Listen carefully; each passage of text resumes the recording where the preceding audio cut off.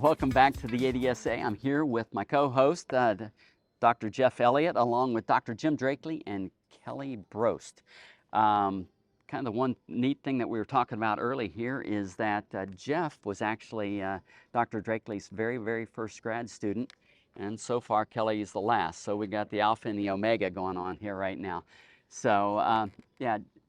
And all from the University of Illinois. Jim, what I'd like to do is to have you just start off by telling us a little bit about yourself. You probably don't need an introduction, but there may be somebody out there that doesn't know your credentials. Well, yeah, I've been at the University of Illinois for 34 years in research and teaching, and work in the areas of dry cow nutrition and management and baby calf nutrition. And I think we were on a podcast, I don't think it's dropped yet, but somebody referred to you as one of the icons Well, I'm in not the sure industry. that, Yeah. another word for old, I think. But Would you mind introducing your student for I us? sure can. Yeah, Kelli Brost is a graduate student with me. She started out in a master's program, but now is working in a direct to PhD program and working in the area of calf nutrition. So now are you giving a poster or a presentation? This is a poster. And it'll be Tomorrow. tomorrow, Yep. okay? And that's titled The Relationships Between Birth and Calving Season on First Lactation Performance of Holstein Dairy Cows in Midwestern US. Is that right? Yes. Yep. Why don't you tell us a little bit about that? How'd this project come about? Sure. It actually developed from a project I had done last year, an analysis looking at average daily gain with calves and the season they were born in. And I wanted to take that a little bit further. So I did this analysis from data that our dairy had, and I took it back to 2009. So we had about 13 years worth of cows, first lactation cows that were used. And how many did that represent? it was over 500, Okay. around 520. Mm-hmm. And of course, that was pulling out quite a few that we didn't have all of the data on. But we wanted to look at how those cows performed based on the season that they were born in. And then I went a little bit further and wanted to look at the season that they calved in, which can range a little bit depending on how old they were when they were bred, and look at basically their performance with milk components as far as percent fat, percent proteins, also how long they might have lasted, like their production life within the herd. So just give us an overall view or summary of those results. Sure. And you've already explained to us you looked at it from a birth season and a calving season, and those differences were a little bit different. Yes. So kind of make sure you define each of those. Overall, there was a correlation between both the first time lactation cows' calving season, their season of birth as well as calving season.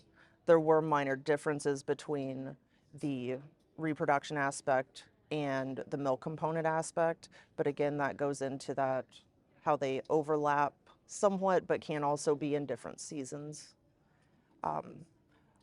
I think this could be applied towards looking at the management practices when cows experience both of these or either one during an extremely hot summer season. And so most of the, let's say, detrimental effects were for those summer season. For the summer season, even when we looked at summer versus all non-summer seasons, you could also see an impact on many of those areas.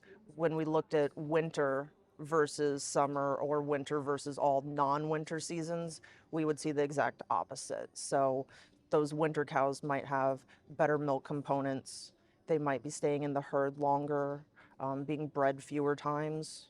So it was just the opposite effect there. Okay.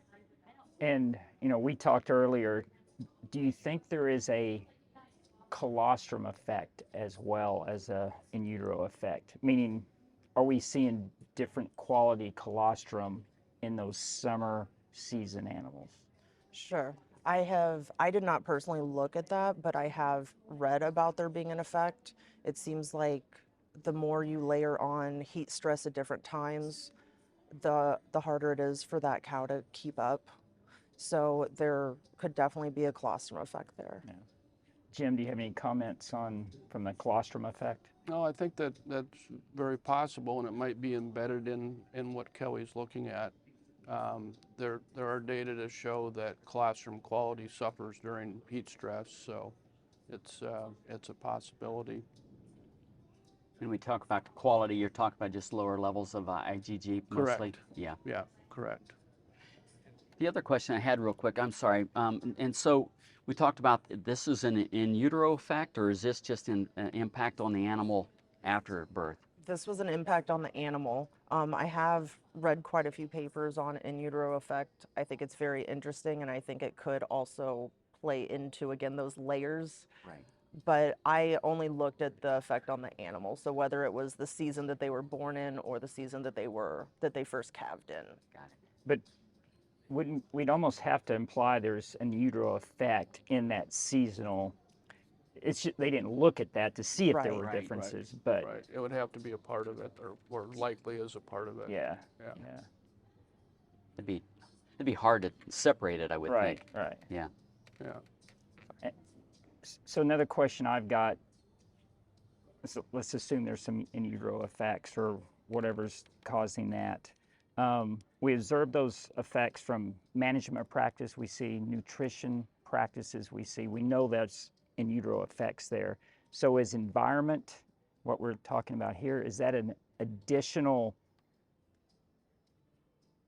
potential cause, or is it part of management in the sense of heat stress? Because you mentioned heat stress several times. Sure. I think you could really look at it either way, but I do think it all comes together because that animal, whether it's the calf or right before that dry cow before she calves in, the environment is playing a huge role. So whether it's even just in the Midwestern USA or if it's a management practice where the animal's just not being cooled efficiently.